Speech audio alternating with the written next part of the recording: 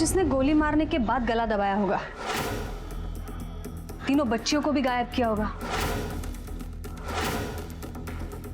क्या मकसद हो सकता है इस इंसान का? सोपान भी हो सकता है, क्योंकि मालिनी के मुताबिक वो विभावरी से प्यार करने लगा था, हमेशा उसकी मदद करता था। मौका देखकर उसने मदद की कीमत मांगी होगी और विभावरी ने उसको झटक दिया होगा, इसलिए गुस्से में आकर वापस आया होगा और विभावरी का गला दबाया होगा। और ऐसा करते वक्त उन 3 लड़कियों ने उसे देखा होगा और इसीलिए उसने लड़कियों को गायब कर दिया। बिल्कुल हो सकता है। ये सोपान का कुछ पता चला? कहाँ है वो? थम गाड़ी साइड लाओ। मानता हूँ सर, गलती मेरी, लेकिन अभी सर गाडी साइड लाव. सर घरचा माणूस आहे सर. साइड लाव. किती माणसं आहेत? कमांडर काय झालं? माणसं बघा चेपून भरली साहेब. सर आगे से नहीं भरूंगा सर, गलती हो गई सर.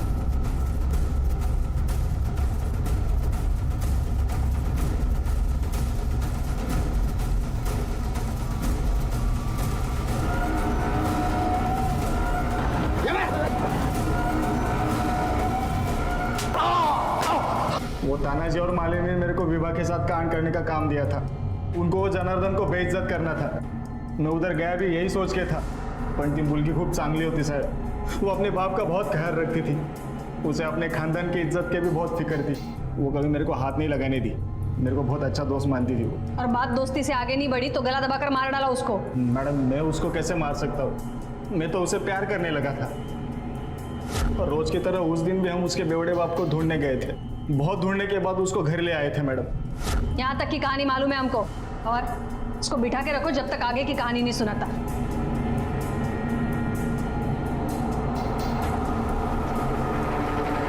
और ये विभावरी का बाप प्रताप, इसकी क्या खोज खबर है?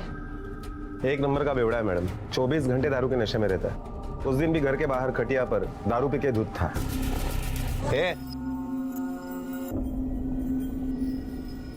उठ रे, उठ, अरे उठना। वो इतना पिया हुआ था कि उससे हिला भी नहीं जा रहा था। वो क्या बंदूक चलाएगा? अभी भी कहीं पर दारू पी के गटर में पड़ा होगा। अपनी बेटी की मौत का गम भी नहीं है उसे। और यही एक बात हैरान करने वाली है, इस फैमिली में किसी को किसी की पड़ी ही नहीं है, लेकिन कातिल बाहर का नहीं हो सकता, क्योंकि किसी बाहर वाले को बचाने के लिए जनार्दन सूली पे नहीं चढ़ेगा। मैडम, फिंगरप्रिंट्स की रिपोर्ट आ गई है। इस रिपोर्ट के मुताबिक बंदूक पर 2 लोगों के उंगलियों के निशान है। एक तो जनार्दन के हैं और दूसरे किसी बच्चे के हैं। गुड्डी दिमाग से थोड़ी कमजोर है।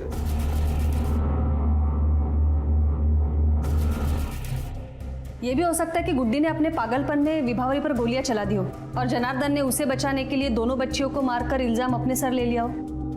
अच्छा पवार, ये शादी का वीडियो देखा तुमने?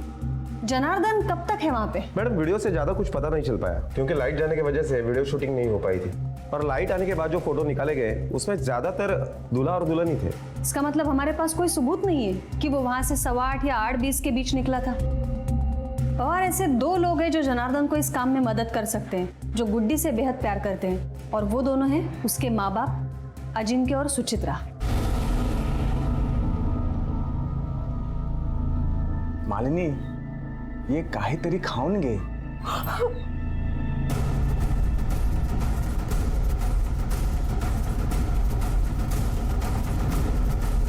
आप लोग यहाँ रुकिए, आप ये खाना लेकर अंदर जाओ, इनसे पूछताछ करनी है।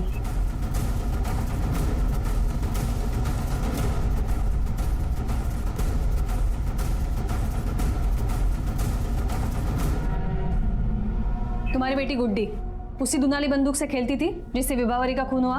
हाँ, मैंने बाबा को बहुत बार बोला भी था उसे डांटने के लिए, लेकिन बाबा उससे बहुत प्यार करते थे। लेकिन बाबा के एक बार बोलने पर वो बंदूक दे भी देती थी। आजोबा की बात मानेंगे ना? दे, दे, दे। तुम्हारे ससुर जी को गुड्डी को छोड़कर बाकी सब लड़कियों से प्रॉब्लम थी ना? और तुम्हें? मुझे क्यों प्रॉब्लम होगी? आणि तुला? क्या बात कर रही है मैडम? सगळ्या माझ्या मुलीसारखेच होते, मैं सबको बराबर प्यार करता था।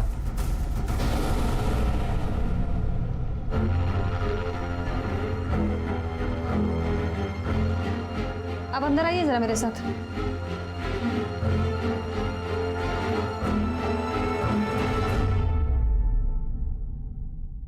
डरिए मत, देखने दीजिए।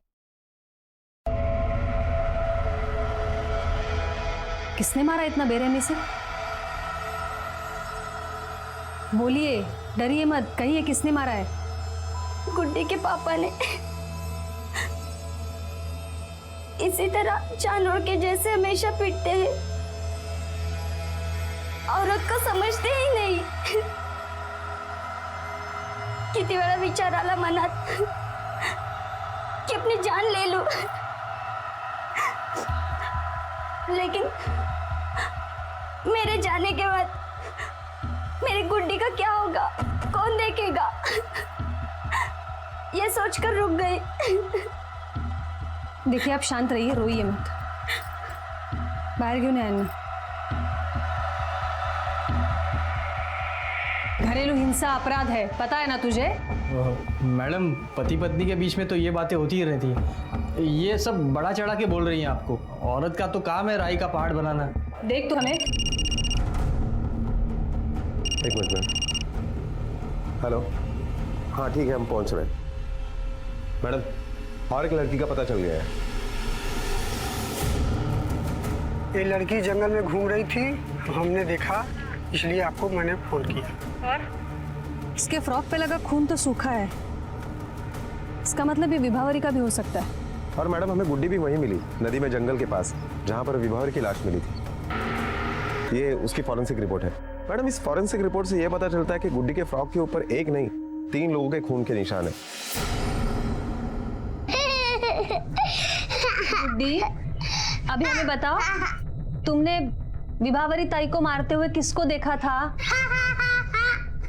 याद है? याद है?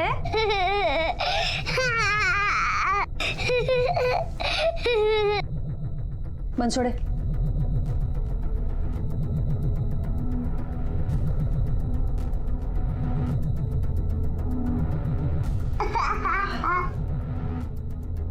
लाओ हमें दे दो।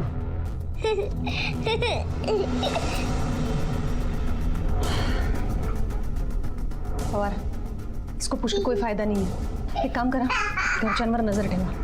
फॅमिली से कोई भी गांव के बाहर नहीं जाना चाहिए। मॅडम काय झालं? मेरी बेटियों का क्या हुआ? वो अब तक क्यों नहीं मिल रही मैडम? घाबरू नका, गुड्डी मिल गई है ना, अभी दोनों लड़कियां भी मिल जाएगी।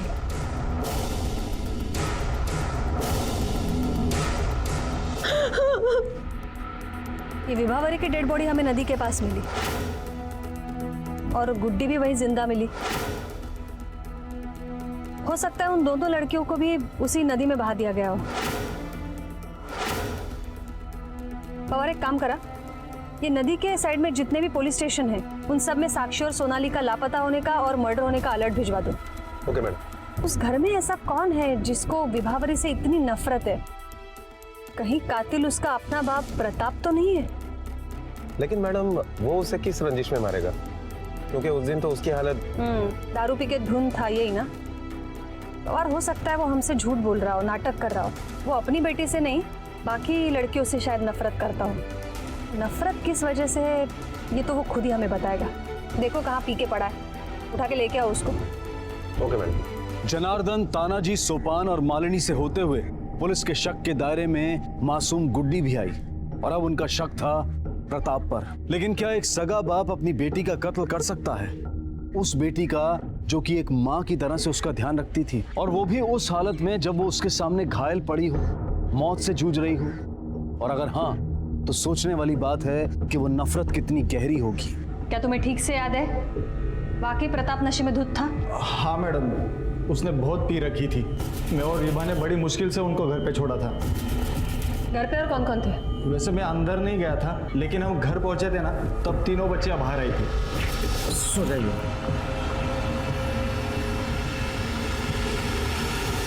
लेकिन ये बात भी सच थी कि विभा अपने बाप से बहुत प्यार करती थी। वो जितना उस पर मरती थी, उसका बाप उससे उल्टा था, उसे बहुत गालियां बकता था। वो बेचारी तो उसकी देखभाल भी जबान बंद करके करती थी, ताकि उसे पता ना चले कि ये विभा है और वो गालियां ना बके।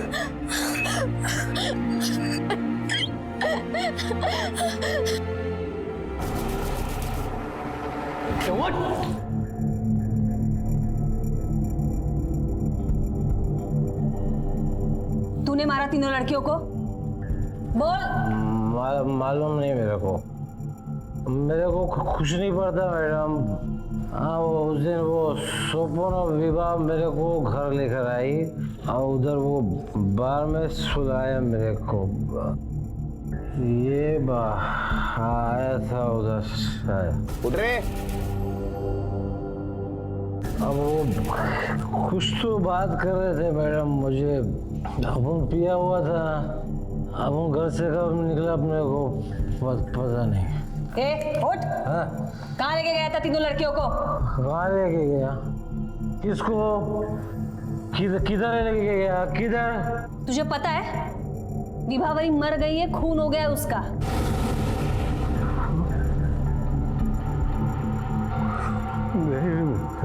विभाव मर गई, उसका खून हो गया।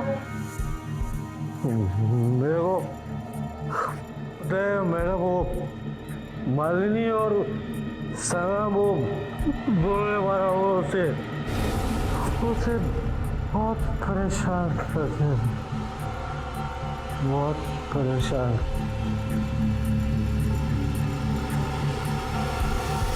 मैडम आपको गलत फहमी हो रही है। हाँ मैडम, हम लोगों ने जो कुछ भी किया था वो सब आपको बता दिया हम लोगों ने। खून करने का तो हम लोग सोच भी नहीं सकते। और रिमांड पे जाने का सोच सकते हो ना? तब तक तो कोर्ट के ऑर्डर आ ही जाएंगे, फिर तुम क्या, तुम्हारे भूत भी बोलेंगे। मैडम आप हमारे पीछे क्यों पड़े? हम सिर्फ ससुर जी को धमकाने वाले थे और इसके लिए हम किसी की जान नहीं ले सकते। और हम तो ससुर जी को सबक सिखाने वाले थे, वो भी सोपान ने मना कर दिया तो वो भी नहीं हो पाया। बंसोड़े, इन सबको बिठा के रखो। Okay madam. चलिए। जब तुम कमरे में घुसे तो विभावरी क्या कर रही थी? कितनी बार बोलूं मैडम, वो कमीज के बटन लगा रही थी। आई शपथ मैडम, मैं विवाह को बाहर ही छोड़ के गया था। मेरे को तो अंदर जाने का परमिशन भी नहीं था। वजह तो मैंने आपको पहले ही बता दिया। मैंने उसे कभी हाथ नहीं लगाया, बहुत प्यार करता था मैं उसको। और ये विभावरी को जनार्दन ने जिस हालत में देखा था और बिस्तर की भी जो हालत थी, उस हिसाब से विभावरी पर जबरदस्ती करने की कोशिश की गई थी। लेकिन अगर वो सोपान नहीं था तो फिर कौन था? मतलब विभावरी का किसी के साथ संबंध था? संबंध था या वो संबंध बनाने की कोशिश कर रहा था? पवार, ये जो कोई भी है वही कातिल।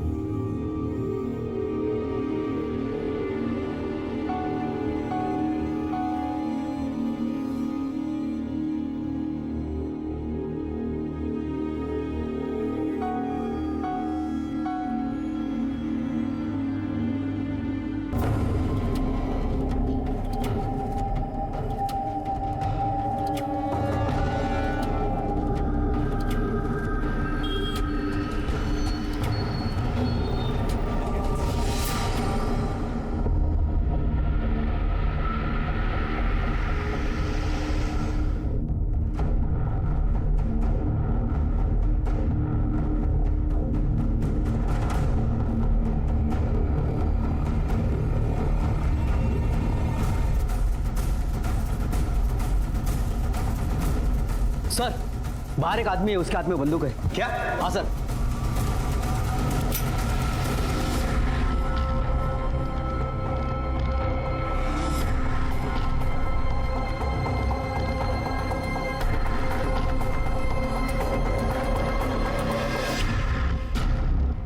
मैंने मेरी पोती को गोली मार दी है।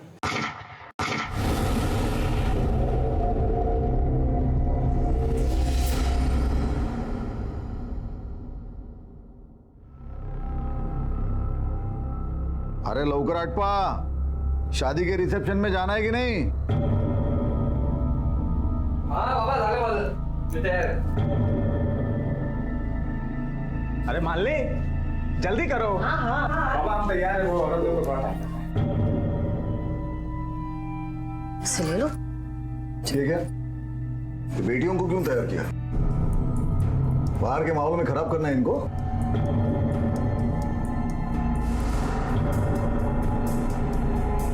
ये कहीं नहीं जाएगी, घर पे ही रहेंगे। बूटी के साथ खेलो तुम लोग। ये तुम्हारा खड़ूस बाप कितनी बकबक करता है, इसे तो कभी बंद नहीं होना का? चुप रहो।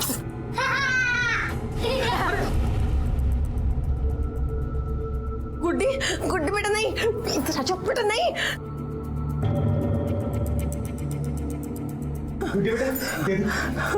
अरे बंदूक लो, उसके हाथ से गोली चल जाएगी। गुड्डी गुड्डी, मैं तुम्हारा पप्पा हूँ ना, बंदूक मुझे दे दो।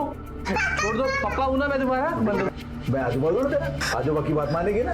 दे दे दे, जा अभी ताई के साथ अंदर जाके खेल, जाओ।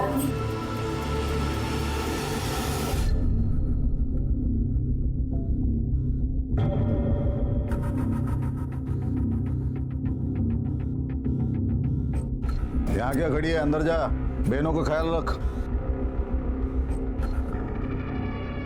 पागल एक ना एक दिन किसी को स्वर्गवासी जरूर बनाएगी।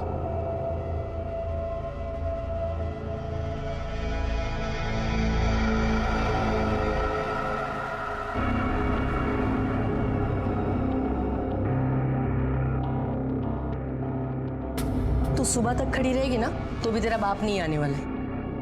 वो तो पी के धुत किसी गटर में पड़ा होगा।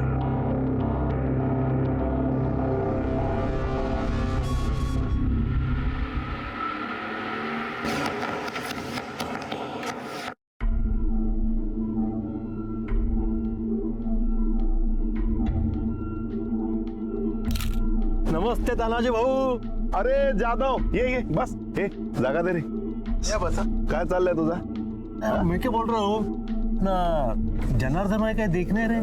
काय को मैं उस पनौती का मुंह देखूं, उससे अच्छा मैं अपने कुत्ते का मुंह देख लूं. और ये गोसी आइक माझी, अगर वो इधर आए तो मेरे से दूर रखना उसको. हाँ,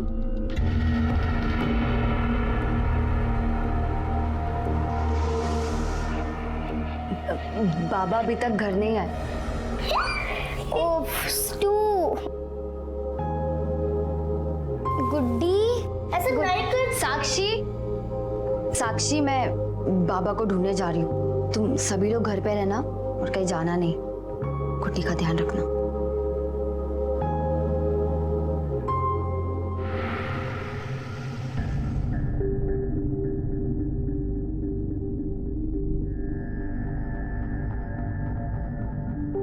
और भी जरूरत पड़ेगा तानाजी को बोलने का. हाँ?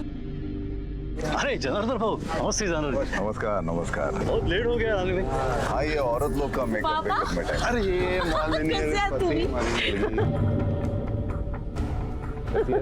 नमस्ते बाबा, कैसे तू? चल चल चल, है ना भरत ना.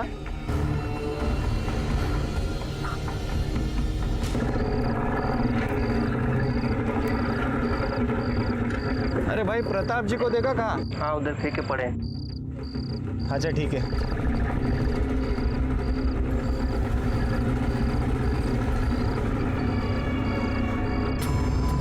बाबा,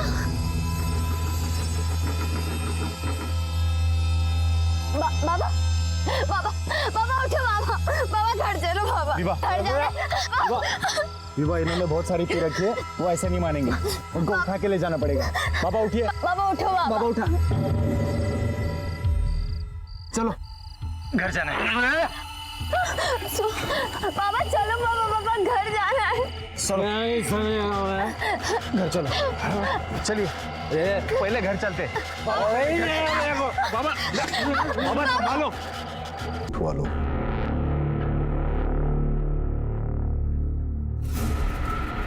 साक्षी, सोनाली, गुड्डी.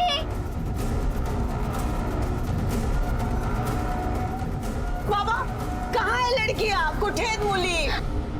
बाबा, तीनों लड़कियां कहीं दिख नहीं रही. ये दोनों कौन है? मैडम, मैं इनकी बड़ी बहू. मेरी दोनों बेटियां गायब है. मैडम, मेरी बेटी भी कहीं दिख नहीं रही है. और वो कमरे में खून पड़ा है.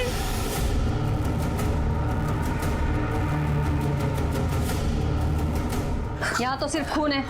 अगर यहाँ पे मारा है तो बॉडी कहाँ है? नहीं पड़ी थी वो. मैडम हमारी बच्चियाँ कहाँ थी? जब हम शादी में जाने के लिए निकले तो इधर ही तीनों थी. उसके बाद बच्चियाँ कहाँ है? मुझे क्या मालूम, मैंने सिर्फ विभावरी को मारा है.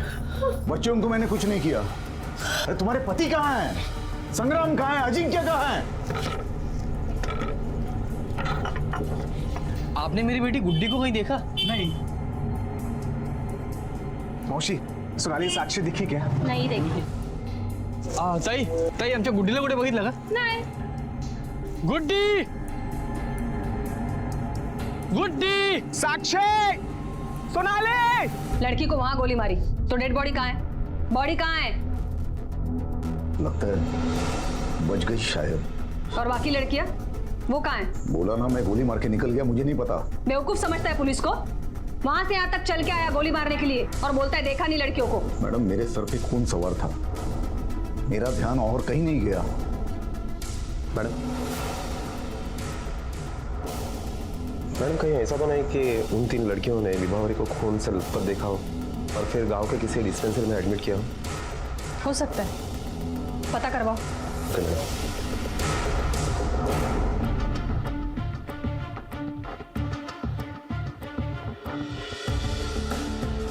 मैडम गांव के सभी डिस्पेंसरी में हमने चेक किया, विभावरी का कहीं भी पता नहीं चला।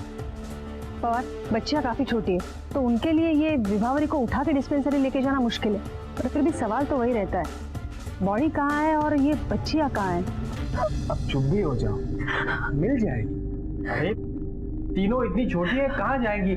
खेलते खेलते कहीं दूर चली गई होंगी। तुम मत रो। ये सब तुम्हारे बाप की वजह से हुआ है। पता नहीं क्या समझता है अपने आप को। मैडम मैं उसे मार के यहाँ से निकला, मुझे मालूम नहीं उसके बाद वो कहाँ गई। तुम्हें मालूम सब है, बताना नहीं चाहते हो क्योंकि तुमने उसे मारा ही नहीं है, किसी और का इल्जाम अपने सर ले रहे हो। मैं ऐसा क्यों करूंगा? चल ठीक है, मान लिया तुमने उसे मारा है, वजह क्या थी मारने की? क्यों मारा? तुम्हारे घर से पुलिस स्टेशन आने के लिए 10 मिनट लगते हैं और तुम्हें पूरा 1 घंटा लगा। क्यों? 8:30 बजे तुम निकले, 9:30 बजे तुम हमारे पास पहुंचे। 10 मिनट पुलिस स्टेशन आने के, बाकी के 50 मिनट कहाँ थे? देखिए मैडम, तो मारकर मैं यहाँ से निकल गई, फिर बाहर वहां पर थोड़ी देर बैठा, सोचता रहा अब क्या करूं। ये भी सोचा कि खुद को भी मार लूं, लेकिन बहुत कोशिश करने के बाद भी मैं अपने आप को नहीं खत्म कर पाया। तावड़े, पुलिस स्टेशन लेके चलो उसको।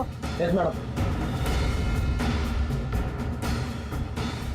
पवार यहाँ में घुमा रहा है, पुलिस स्टेशन आने में इसने 1 घंटा लगा दिया क्योंकि उस 1 घंटे के बीच में इसे वो 3 लड़कियों को और बॉडी को ठिकाने लगाना था, क्योंकि उन 3 लड़कियों ने इसे विभावरी का खून करते हुए देख लिया था। मैडम लेकिन उसे लड़कियों को गायब करके क्या फायदा मिलेगा?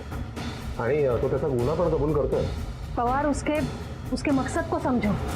उसने कबूल करने के बावजूद भी हम उसे नहीं पकड़ सकते, मर्डर का केस रजिस्टर नहीं कर सकते उसके नाम पर क्योंकि बॉडी नहीं है हमारे पास। 3 जिंदा लड़कियों को और 1 डेड बॉडी को ठिकाने लगाना किसी एक आदमी का काम नहीं है। मुझे लगता है इसके साथ और भी कोई तो शामिल है। इन सबकी गाड़ियां चेक करो। Okay madam.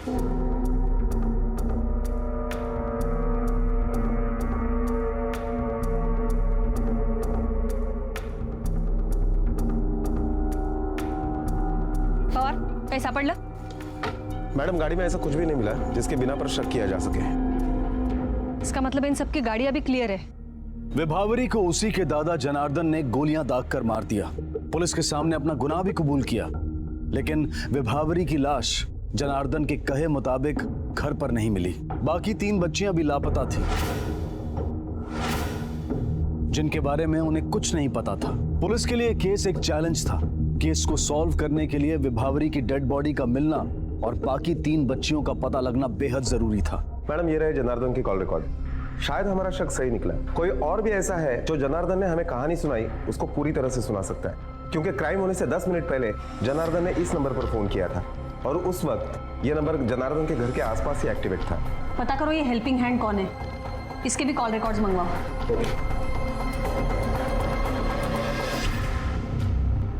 ये सोपान कौन है जिसको तूने घर से निकलने के 10 मिनट पहले फोन किया था? ऊंचा सुनता है क्या? तुझे समझ में नहीं आ रहा है? तू लॉकअप में है। ठीक है, अभी मुंह मत खोल। अब हम पता करवाएंगे कि ये सोपान कौन है और तुझे बताएंगे।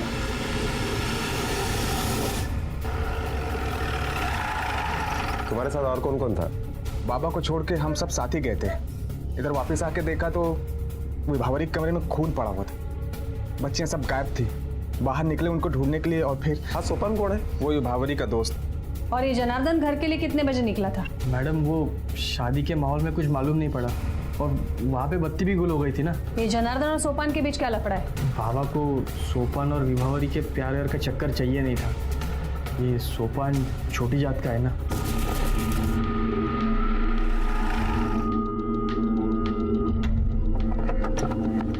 सोपान, सोपान,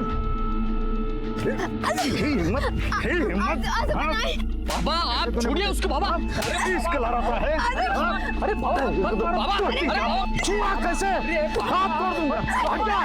मैडम पूरा घर विभावरी को समझा रहा था कि वो सोपान का साथ छोड़ दे, पर वो किसी की बात नहीं सुनी। मैडम, सोपान गायब है, बहुत जगह पे ढूंढा, कहीं नहीं मिला।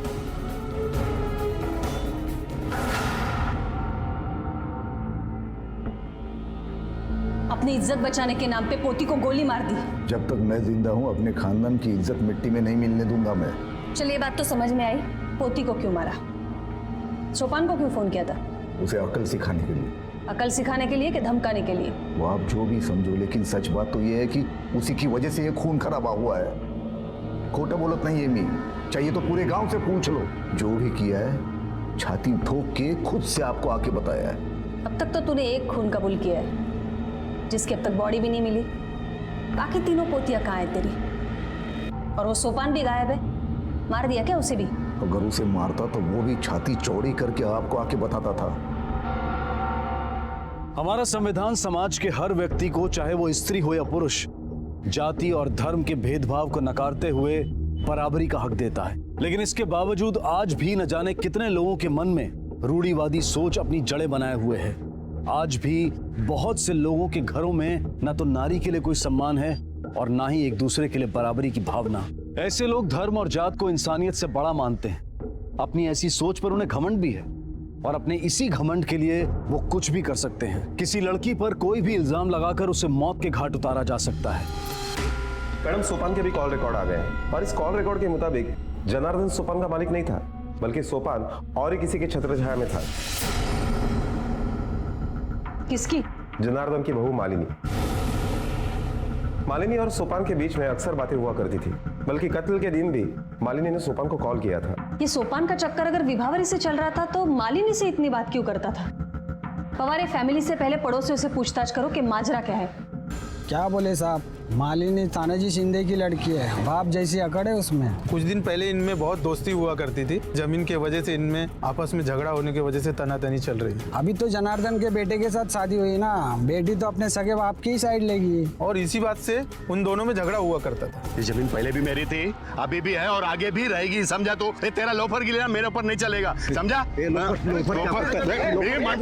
इस तरह से झगड़ने से समस्या का हल नहीं होता है, ये बात सारी बैठ के भी तो हो सकती है। तो समझाओ इसको पहले। अरे समझा, मेरे को क्या समझाने?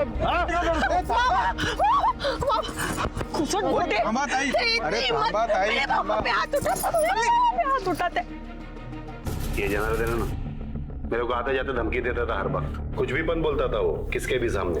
तभी मेरे को समझा कि इसके नाक में नकेल डालना पड़ेगा, नहीं तो ये जंगली सांड मेरे को जीने नहीं देगा, परेशान करता ही रहेगा।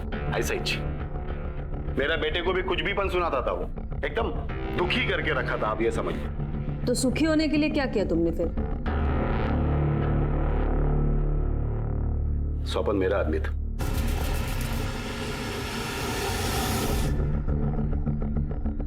सोपान को हम लोग ने ही उसके घर पे काम पे भेजा था, मैंने और माली ने, ताकि वो उसके साथ कुछ कांड करे और बिरादरी वाले और गांव वालों को मैं तैयार करूं ताकि वो उसके मुंह पे थूके। और मौका मिला मुझे उस दिन, शादी के रिसेप्शन वाले दिन। इधर खड़े रह के रो आप झाड़ रहा है तू, लेकिन तेरे घर में जो बेशर्मी हो रही है उसका क्या? वो सोपान है ना, उसका यार, तेरी पोती उसके साथ रंग रलिया मना रही, नहीं दिखता तेरे को? हाँ, देख, मैं किसी का कार्यक्रम नहीं बिगाड़ना चाहता, नहीं तो अभी के अभी तेरे दांत तेरे हाथ में निकाल के देता। अभी देख, पूरा गांव तेरे पास आने वाले है जूतों का हार लेके, तेरी पोती की वजह से, समझा? हाँ, क्योंकि वो लोग नहीं चाहते कि उनकी भी बहू बेटी बिगड़ जाए तेरी पोती के जैसे, समझा? जा जा संभाल उन लोग को, जा। इसी मौके के लिए तो मैंने सोपान को वहां पे रखा था। मैंने देखा कि जनार्दन यहाँ से गुस्से में निकला है, मैंने तुरंत सोपान को फोन किया कि विभावरी को बिस्तर पर लेकर जाए, लेकिन वो वहां से निकल चुका था मैडम। लेकिन हाँ मैडम, वो उससे पहले उसके साथ ही थी विभावरी। तुम्हें कैसे पता वो विभावरी के साथ था? वो जब घर से निकला था तब उसने मुझे फ़ोन किया था और उसने मुझे ये भी कहा था कि बाबा ने जो कुछ बताया वैसे वो कुछ भी करने वाला नहीं है। और उसने मुझे ये भी बताया था कि वो विभावरी से सचमुच में प्यार करने लगा है और फ़ोन काट दिया। उसके बाद जनार्दन ने क्या देखा घर में, क्या किया और क्यों किया, हमें कुछ नहीं मालूम मैडम। मैं घर पहुंचा।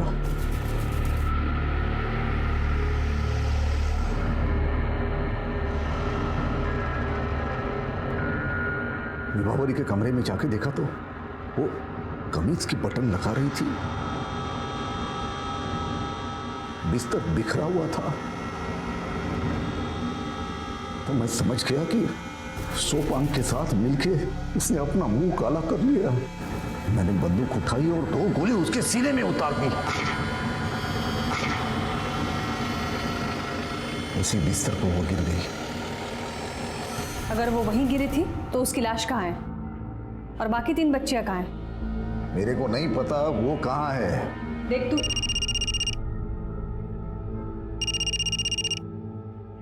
हेलो,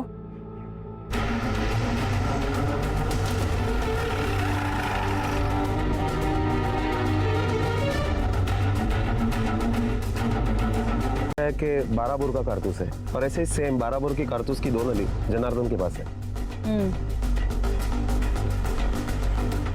और ये नदी भी जनार्दन के घर से कुछ ज्यादा दूर नहीं है। दरअसल मैडम ये जगह जनार्दन का घर और शादी का पंडाल इसके बीच में आती है। एक जगह से दूसरी जगह जाने के लिए दूसरा कोई ऑप्शन भी नहीं है, यहीं से होकर जाना पड़ता है। एक काम करो पवार, विभावरी के घर वालों को खबर कर दो, बॉडी पोस्टमार्टम के लिए भेजो और सबसे अहम बात, जनार्दन पर मर्डर का केस रजिस्टर करो। Okay madam. विभावरी के कत्ल की पुष्टि हो चुकी थी। वो विभावरी जो सिर्फ एक अच्छी बेटी होने का फर्ज अदा कर रही थी, उसे अपनी सफाई का मौका दिए बिना ही जनार्दन ने मार दिया। आखिरकार जनार्दन पर हत्या का केस दर्ज हुआ, लेकिन अगर जनार्दन की माने तो उसे पता ही नहीं था कि विभावरी वहां से कब और कैसे गायब हुई। क्या विभावरी वाकई जनार्दन की बंदूक से चली गोलियों से मारी गई थी या फिर इसके आगे का रहस्य कुछ और था? और इसी वजह से पुलिस की संदिग्धों की लिस्ट में सोपान, मालिनी, तानाजी और जनार्दन सभी मौजूद थे। पवार, पोस्टमार्टम के हिसाब से विभावरी का खून गोलियां चलाने से नहीं, गला दबाने से हुआ है। अब गोलियां चलाने के बाद गला दबाने का चांस तो जनार्दन का हो ही नहीं सकता। पवार, अगर ये जनार्दन 2 गोलियां चला सकता है तो और भी गोलियां चला सकता था। उसके बावजूद भी वो लड़की जिंदा थी, इसका मतलब है किसी और ने आकर उसका गला दबाया है। पवार, ये जनार्दन को तोड़ना पड़ेगा। ये हमें पूरा सच नहीं, आधा सच बता रहा है। मैडम, जनार्दन सावंत कभी झूठ नहीं बोलता। मैंने बोला है आपको, मैंने 2 गोलियां मारी, उसको उधर ही छोड़ दिया और वहां से मैं निकल गया। वो 3 लड़कियां कहाँ हैं मुझे नहीं मालूम। अब 10 बार पूछोगे तो वही बोलूंगा, 50 बार पूछोगे तो भी वही बोलूंगा। तो बच्चियां गायब हुई ये पता ही नहीं तुम्हें? कैसे पता होगा मैडम, मैं तो इधर आ गया था। मुझे चिंता है तो सिर्फ मेरी गुड्डी की। क्यों? बाकी बच्चियों की चिंता नहीं है? उनकी चिंता करके क्या करे मैडम, वो भी बड़ी होकर विभावरी के जैसे पराये मर्दों को अपने ही घर में बुला के इश्क लड़ाएंगे। लेकिन मेरी गुड्डी दिमाग से थोड़ी कमजोर है, बहुत भोली है, उसे कुछ नहीं समझता।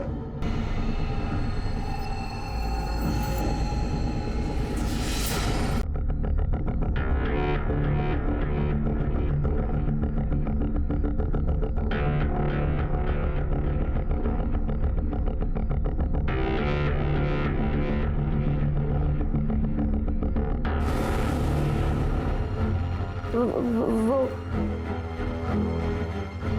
उस लड़की के पीछे पड़े थे, अपने ही घर में खुद को कैसे कैसे बचाती फिरती थी।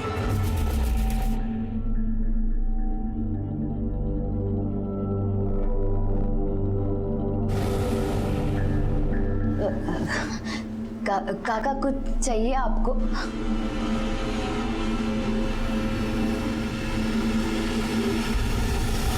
विभा ने मेरे को बोला।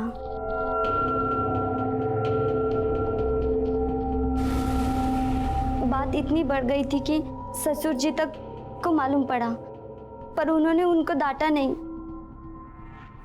बल्कि विभा को ही डांटा। खोटा बोलते है, खोटा बोलते है। तेरा काका तेरे पे डोरे डालता है? तू खुद अपने काका पे डोरे डालती है और उल्टा बोलती है। मुझे अच्छे से मालूम है तेरा चरित्र क्या है।